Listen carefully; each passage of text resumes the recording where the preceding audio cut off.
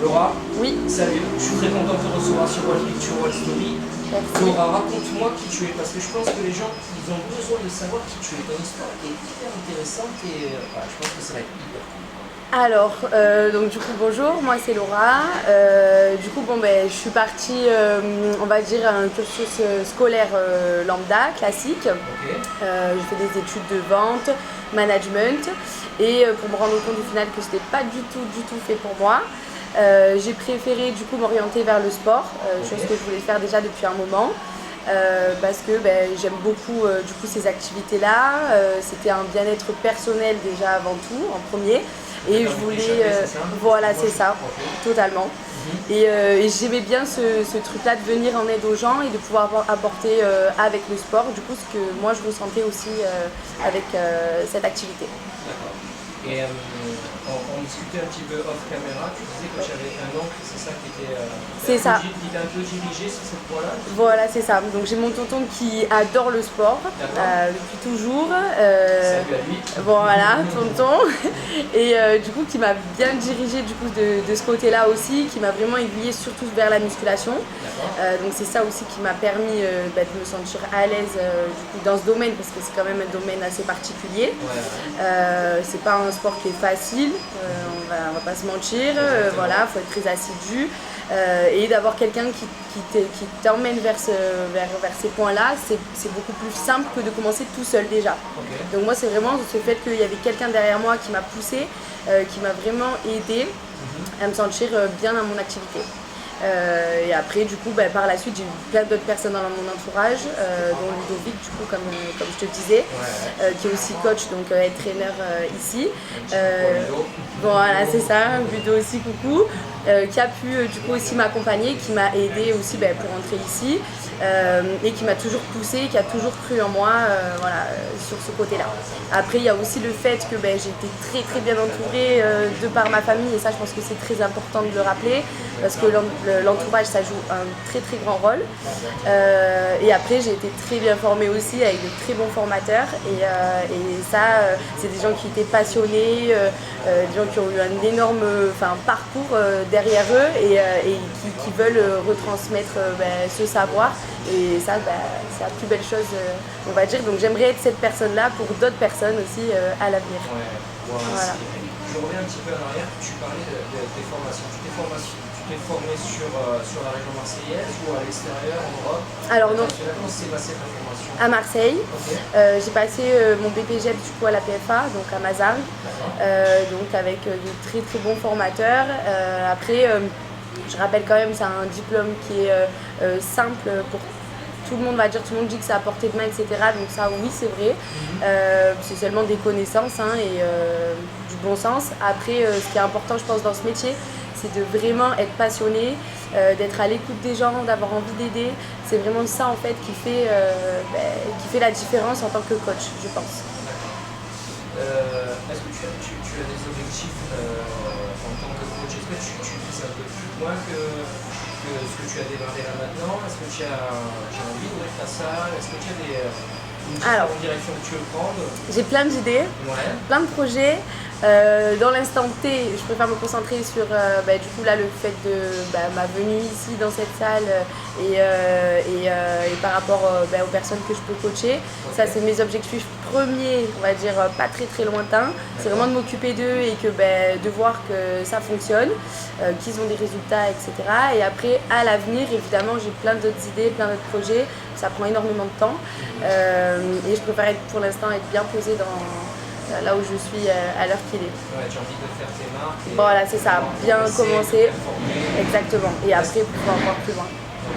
Est-ce que je vais poser la question, mais est-ce que c'est plus compliqué en tant que femme dans le milieu du coaching?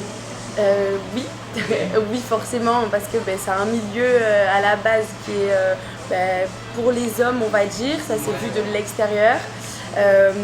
Moi par exemple, déjà rien que de vouloir faire ce métier, rien que les gens autour de moi, mes amis, etc., pas tout le monde était forcément pour, entre guillemets, c'est-à-dire que les gens souvent utilisent, oui, parce que c'est un milieu un peu fermé macho, déjà, le milieu du sport, un peu macho. Une fille qui fait du sport déjà, c'est pas banal. Alors maintenant oui, ça le devient avec les réseaux, mais ouais. c'est vrai que passer un moment, passer un temps, c'était pas vraiment... voilà, quand on parle de sport, généralement c'est masculin et pas féminin. Après j'ai eu droit à plein de remarques, hein, même ici quand je suis arrivée, les gens ne me disaient pas bonjour, ne me checkaient pas, mais par contre checker les garçons, ça oui.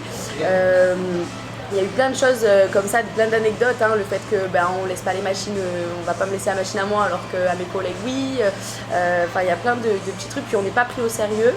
Et c'est vrai que Ludo sur cette partie-là m'a beaucoup aidé par exemple, parce qu'il m'a dit Laura, déjà entraîne-toi dans cette salle, montre-leur voilà, qui tu es, te laisse pas démonter. Après c'est pas trop dans mon caractère généralement, donc moi j'aime bien aller contre les règles, donc tant pis si ça plaît pas, tant pis et tant mieux à la limite. À l'heure qu'il est aujourd'hui, je suis très très contente de le faire. Je regrette absolument pas mon choix. Les personnes autour de moi, encore une fois, m'ont aidé, m'ont poussé. Et j'aime bien me dire, voilà, je sais que les filles, elles ont du mal à venir à la salle, par exemple. Moi, je veux plus que ça existe. Je pense qu'une fille peut aussi bien faire qu'un homme. Voilà. Mais même voire mieux parce qu'elles sont plus assidues, etc. Donc voilà. Et pourquoi pas en fait, moi je suis ni contre des femmes ni contre des hommes, mais pourquoi pas à la limite rester plutôt soudée, je trouve ça plus beau. La musculation, on dit souvent que c'est un sport qui n'est pas un sport collectif. Moi je suis contre cette idée-là. Je pense que effectivement c'est quelque chose pour chacun. Pour soi-même, mais qu'on est vraiment aidé si on s'ouvre un petit peu à l'extérieur. Les gens ils sont là aussi pour nous aider, pour nous accompagner. Il y a plein d'avis différents sur plein de choses. Et moi je pense que ça joue énormément et le but c'est pas de rester focus sur une seule personne qui va dire voilà fais ci, fais ça, mais de prendre un peu les avis de tout le monde et de se faire son propre avis après par la suite avec la musculation. Mais je pense que c'est quand même un sport collectif quand on creuse un petit peu. Tu veux casser l'école en fait. Exactement, c'est ça. Ça fait combien de temps que tu as démarré ton activité pleinement professionnellement? Alors pleinement professionnellement, c'est à partir de octobre, donc octobre 2022. J'ai eu mon diplôme en juillet 2022. J'ai attendu l'été du coup pour pouvoir commencer. Et voilà, depuis ça se passe très très bien. Les débuts, voilà, c'est les débuts, hein, mais c'est vrai que plus ça va, mieux ça va. Donc pour l'instant on est sur la bonne voie de ce côté-là. Et aussi par rapport aux femmes justement, je vois aussi plein de filles que j'ai et qui me remercient à l'heure qu'il est. Pour moi ça c'est vraiment c'est l'aboutissement, on va dire. L'aboutissement.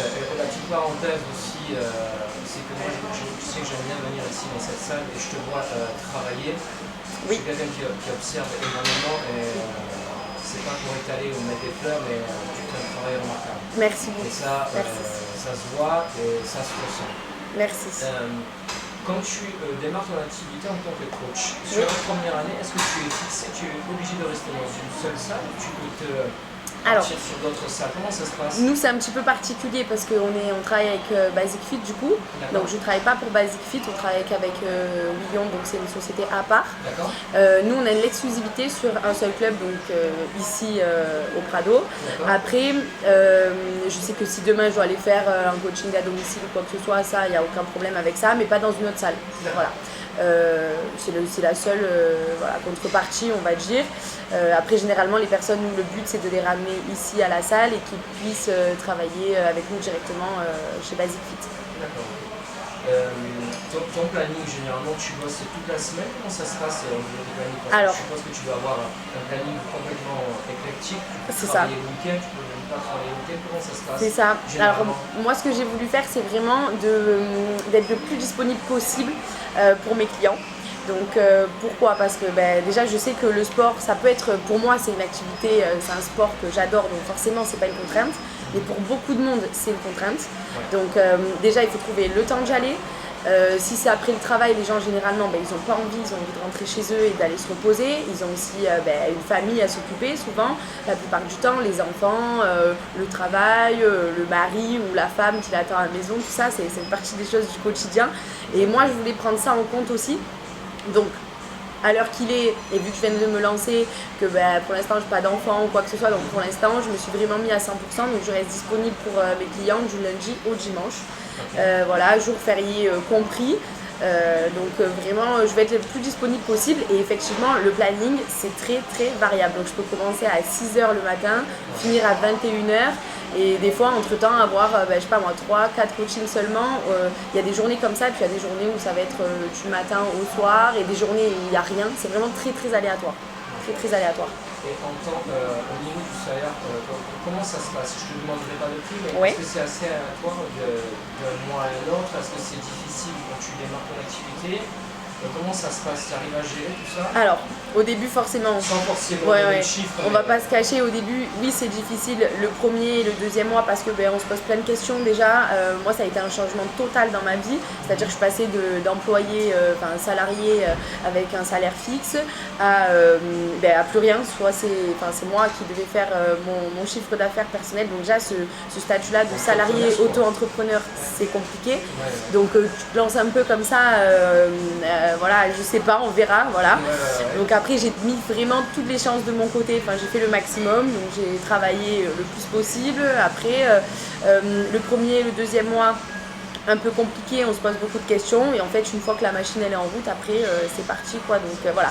Après on sait très bien, voilà, l'été c'est plus calme, voilà, après c'est à nous aussi de gérer cette partie-là, de faire les choses correctement et de savoir repérer les temps forts et les temps un peu moins forts du métier. Laura, on arrive à la fin de l'interview. Oui. Pour moi, ce fut un plaisir. Pour moi aussi, de merci pouvoir beaucoup. discuter avec toi et surtout, je pense que ça va inspirer plus d'une personne. Oui, j'espère en tout cas. Oui, je le pense vraiment.